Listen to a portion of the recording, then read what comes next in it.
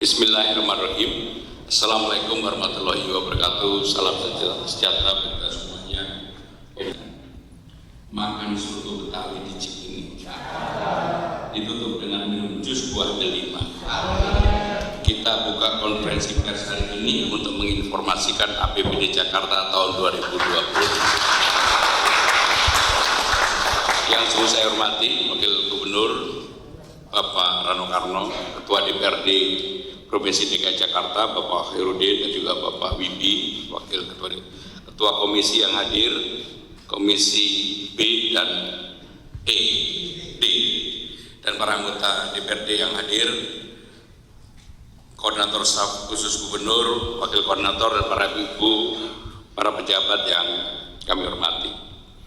Hari ini saya bersama jajaran pemerintah DKI Jakarta melaksanakan konferensi pers DKI Jakarta tahun 2025. Kenapa ini kami lakukan? Ini sebagai bagian dari transparansi publik dan akuntabilitas yang selalu kita sampaikan.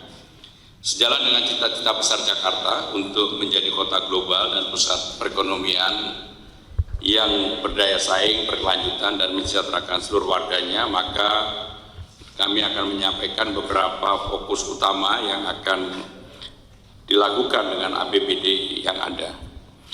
Penyampaian APBD secara terbuka ini merupakan langkah penting untuk sekali lagi membangun budaya transparansi yang selalu kami inginkan. Mungkin ini yang kedua kali bagi Balai Kota, tetapi bagi provinsi rasanya baru Jakarta yang menyampaikan secara terbuka dan transparan. Pada kesempatan ini kami nanti juga akan menyampaikan seperti yang disampaikan oleh Pak Pras tadi, cut off-nya sampai dengan 20 November 2025. Seperti kita ketahui bersama dari Executive Summary, bisa tampilkan. Triwulan ketiga 2025 Jakarta tercatat pertumbuhannya 4,96%, yang menunjukkan pemulihan dan stabilitas ekonomi kota dengan inflasi yang sangat terjaga. Inflasinya 2,69, lebih rendah dari inflasi nasional 2,86%. Tingkat pengangguran terbuka Jakarta juga mengalami penurunan menjadi 6,05% pada bulan Agustus 2025, dan kinerja investasinya mengalami kenaikan yang signifikan menjadi 204,13 triliun.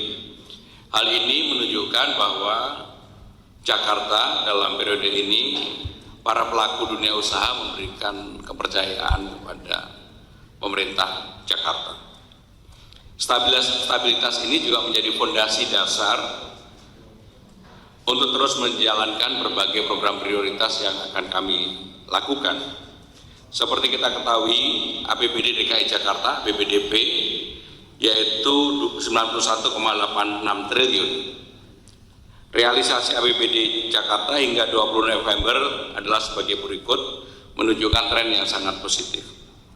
Pendapatan daerah naik dari 62,39 triliun pada bulan Oktober menjadi 68,53 triliun pada bulan November. Ada kenaikan yang cukup tinggi dengan realisasi sebesar 81,15% dari target pendapatan 84,45 triliun sampai dengan akhir Desember nanti. Belanja daerah meningkat dari 47,96 triliun menjadi 51,98 triliun atau 60,46% dari target 85,97 triliun. Sementara untuk pembiayaan daerah tercatat 3,64 triliun. Silva naik dari 18,08 triliun menjadi 20,09 triliun pada 20 Oktober 2025. Saudara-saudara sekalian, peningkatan realisasi belanja di akhir tahun ini dapat dipastikan mengingat masih ada sekitar 21.631 paket pengadaan barang jasa yang telah dilaksanakan dan proses tender oleh Pokja BPPBJ telah mencapai 95,34%. Saat ini tercatat surplus anggaran sebesar 14,43 triliun. Bapak Ibu Saudara-saudara sekalian, kondisi ekonomi Jakarta pada triwulan 3 tahun 2025 ini, Jakarta tetap menjadi pusat aktivitas ekonomi nasional. Jakarta memberikan kontribusi 16,39% terhadap produk domestik bruto atau terhadap PDB. Terutama ditopang yang paling utama adalah sektor jasa, transportasi dan akomodasi.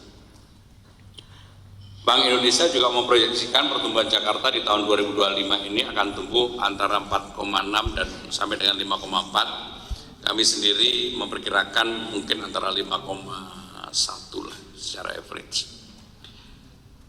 Inflasi Jakarta per Oktober 2025 terkendali di angka 2,69%. Seperti yang tadi kami sampaikan, di bawah inflasi nasional 2,86%. Hal ini memperlihatkan bahwa harga barang dan jasa di Jakarta relatif terkendali dan stabilitas pasokan juga terjaga dengan sangat baik.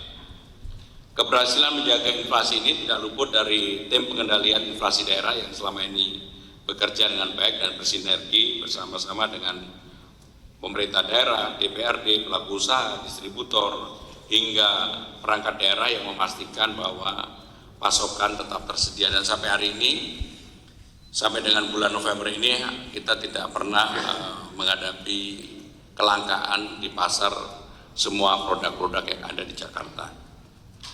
Strategi pengendalian terus kita jaga, kita perkuat melalui pendekatan 4K. Yang pertama adalah menjaga keterjangkauan harga, sehingga dengan demikian harga menjadi hal yang utama lewat pasar murah, pangan bersubsidi dan sebagainya. Yang berikutnya adalah menjamin ketersediaan pasokan, dan relatif pasokan tidak pernah ada masalah dengan kerjasama antar daerah dan juga urban farming. Walaupun urban farming di Jakarta kontribusinya tentunya tidak terlalu besar. Yang berikutnya adalah memastikan kelancaran distribusi, dan juga yang terakhir adalah yang penting kami selalu mengkomunikasikan atau memperkuat komunikasi publik yang konsisten dalam forum TPID harian maupun monitoring lapangan. Bapak Ibu Saudara-saudara sekalian, hal yang berkaitan dengan tingkat pengangguran terbuka, TPT juga turun 6,05% sampai dengan bulan Agustus 2025, lebih rendah dibandingkan periode sebelumnya. Penurunan ini tentunya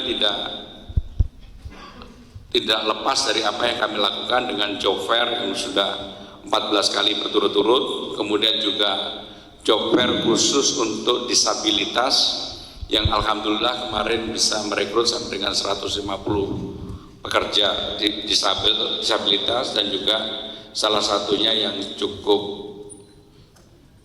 viral itu Sidan yang sekarang kerja di Transjakarta. Bapak Ibu Saudara-saudara sekalian, sektor perdagangan, akomodasi, makanan, minuman, dan transportasi menjadi penyerap tenaga kerja yang paling tinggi yang ada di Jakarta.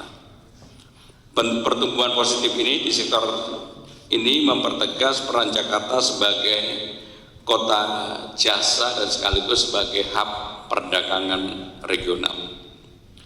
Bapak Ibu Saudara-saudara sekalian, secara khusus saya ingin menegaskan kembali, saya dan Pak Wagub berkomitmen untuk job fair dan juga upskilling disabilitas yang kemarin sudah berjalan dengan baik. Kami akan adakan secara periodik karena ini memberikan ruang bagi disabel juga mendapatkan kesempatan yang sama untuk bisa bekerja di Jakarta dalam ekosistem ketenagakerjaan Jakarta. Hal yang berkaitan dengan investasi nanti mungkin bisa dielaborasi oleh Bu Lucy dan sebagainya. Dengan kontribusi 14,24% terhadap total investasi nasional, jadi investasi di Jakarta sekarang ini mungkin ranking 2 secara nasional. Jakarta mempertahankan posisi sebagai magnet investasi nasional. Hal itu terlihat dalam realisasi di triwulan ketiga tahun 2025 mencapai 204,13 triliun atau tumbuh 6,4% dibandingkan dengan tahun sebelumnya. Yang juga menggembirakan adalah aktivitas investasi yang menyerap aktivitas investasi tersebut menyerap tenaga kerja kurang lebih 338.310 tenaga kerja. Bapak Ibu Saudara-saudara sekalian, untuk menjaga tren positif yang sudah ada dan kita lakukan, kita buat, maka kita akan melakukan beberapa hal sebagai berikut. Yang pertama, kami tetap akan melakukan penyederhanaan perizinan. Yang berikutnya adalah optimalisasi mal pelayanan publik, kemudian promosi penanaman modal melalui Jakarta Investment Festival dan Jakarta Investment Center. Bapak Ibu Saudara-saudara sekalian, selain itu kami juga akan secara terus-menerus membuka ruang apabila ada berbagai kesempatan termasuk seluruh bidang yang ada, bahkan di bidang sport pun kami sekarang mendorong untuk Jakarta menjadi sport tourism.